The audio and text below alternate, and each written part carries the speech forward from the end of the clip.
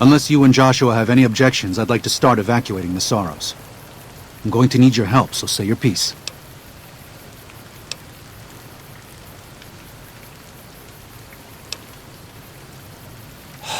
No. Why? Why? Haven't you seen enough of what's going on here to see that the Sorrows don't need to butcher the Whitelegs for a piece of land? What Joshua wants is more than an attack. He wants a slaughter. And he needs more than you and the dead horses to do it. The Sorrows can't be pushed into this. You and Joshua don't have the right to force them into it. Please, consider what I'm saying. I've already explained to them that we're leaving. They've accepted it. What is Joshua going to tell them about being a warrior?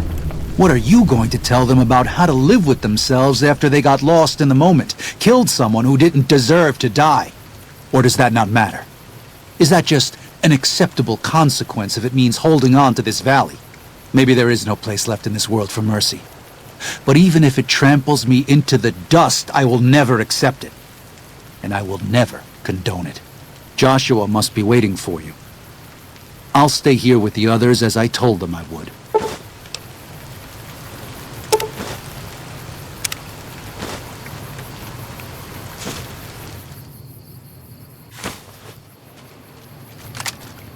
Thank you for this.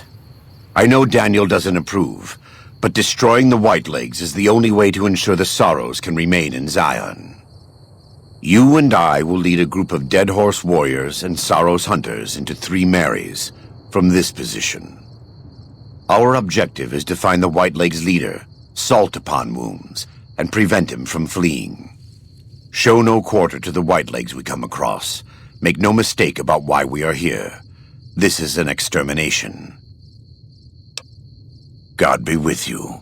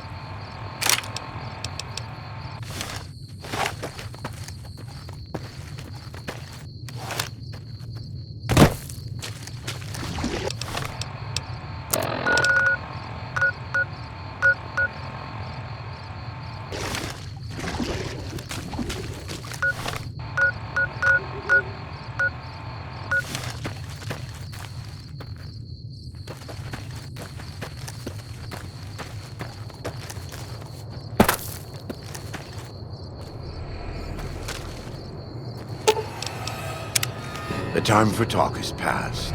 The Lord's work must be done.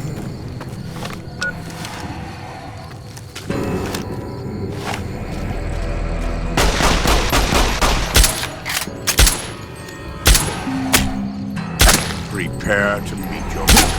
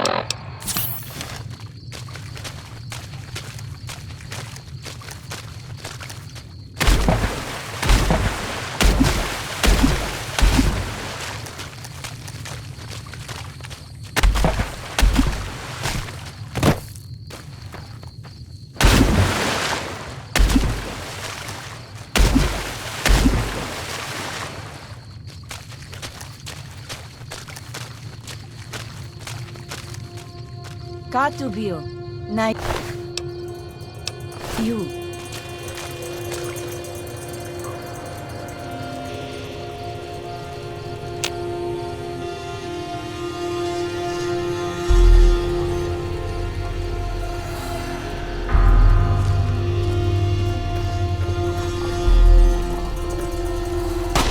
Prepare to meet your maker. Sick. Korean.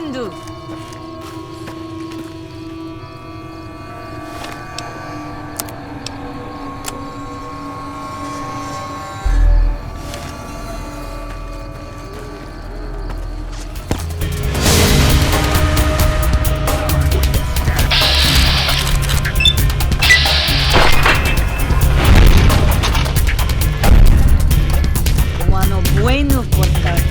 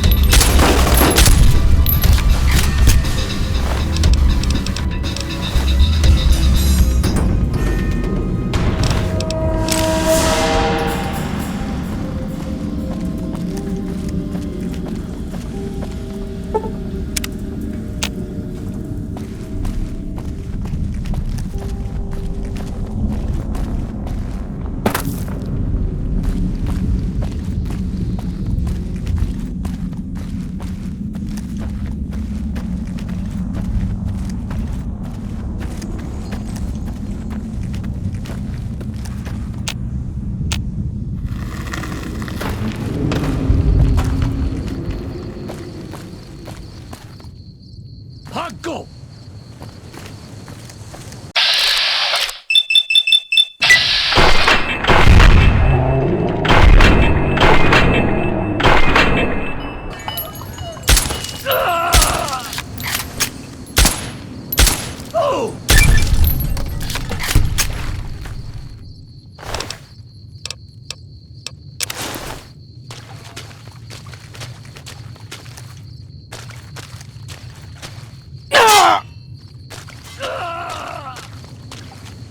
Амсты больни.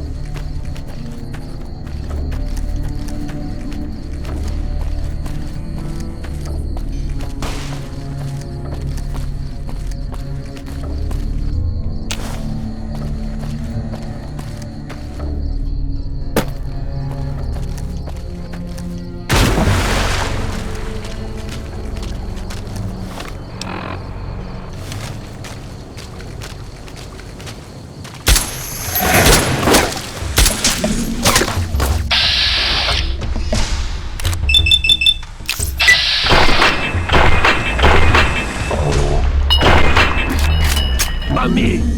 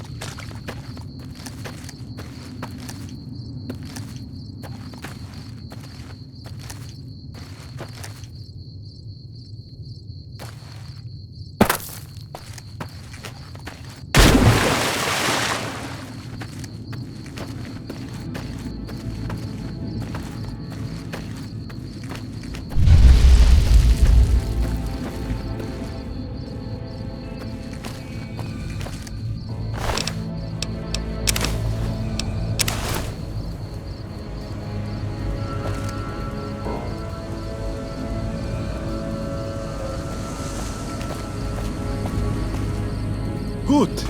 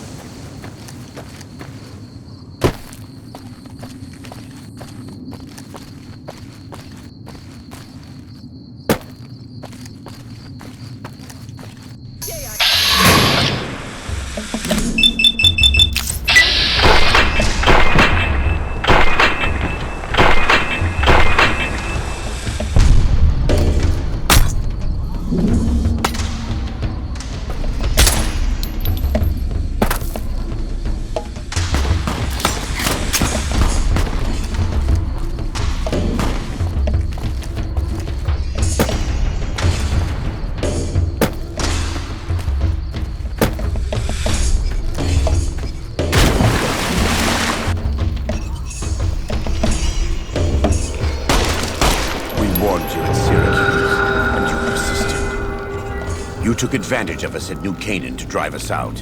And like the dogs of Caesar you are, you followed us to Zion. And now you stand on holy ground, a temple to God's glory on earth.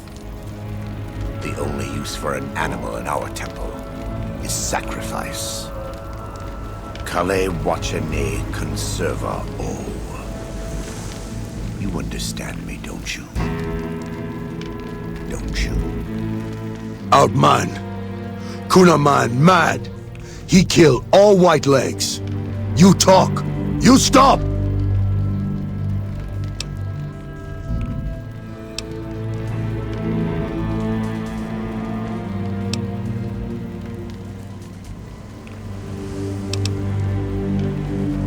Baika cur. You devil.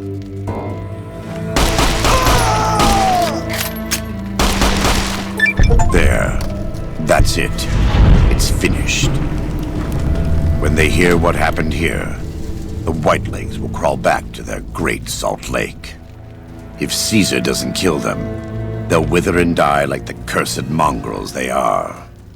Come, let's find Daniel. Tomorrow will be here soon, and there is still much work to be done.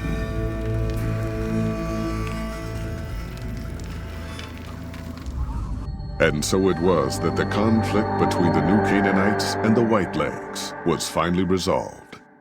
The courier's involvement had tipped the scale, shifting the fragile balance of power.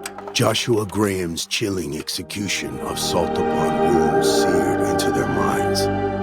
The surviving Whitelegs retreated to the Great Salt Lake. Unable to shake the memory of their brutal defeat and the dead horses' savagery in battle, the Whitelegs feared further reprisals. They fled north, out of Utah, into Wyoming. The wilderness was harsh, and the first winter claimed over half the tribe. When spring came, the survivors parted ways in small bands, and so the Whitelegs died a quiet, ignominious death. The Sorrows fought beside Joshua Graham and the dead horses, eradicating the threat the Whitelegs posed to Zion. Watching as the courier encouraged Joshua Graham to execute salt upon wounds, the Sorrows learned that New Canaan offered no mercy to the wicked. The Sorrows' transformation from a peaceful, timid tribe into a merciless, warlike people broke Daniel's heart. Over time, the Sorrows became ever more ruthless in their dealings, even with each other. Daniel traveled to and fro between the New Canaanites and Zion, continuing to plead for a return to the old ways whenever he visited. Eventually, the Sorrows grew tired of his blather and turned their backs on him. Having helped eradicate the Whitelegs from Zion, the dead horses returned to Dead Horse Point in triumph.